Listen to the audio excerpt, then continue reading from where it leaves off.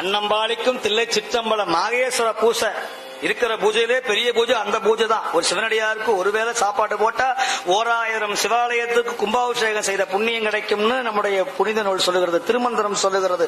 அகரமாயிரம் அந்தனருக்கு ஈழன் சிகரமாயிரம் செய்து முடிக்கிலன் பகரும் ஞானி பகலுவோம் பலத்துக்கு நிகரில்லை என்பது நிச்சயம்.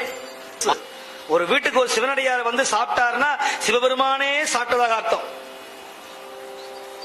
மண்ணினில் பிறந்தார் பெரும்பயன் மதிசூடும் மன்னலார் அடியார்தமை அபு செய்வித்தல் கண்ணினார் அவர்கள் விழா பொலிவு கண்டு ஆதல் உண்மையாமெனில் உலகம் வருக என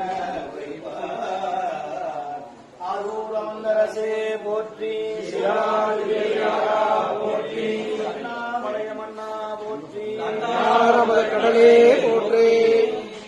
பெரிய புராணம் சொல்லுகிறது 2 தொண்டுதான்.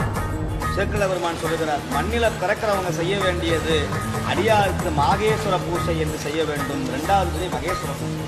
மாகேஸ்வர பூசையும் மகேஸ்வர பூசையும் தான் பெரிய புராணம் வலியுறுத்துகிறது.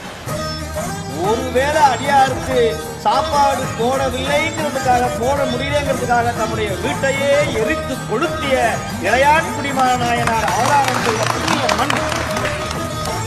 இதெல்லாம் எங்க சொல்ல முடியும்? ஏன்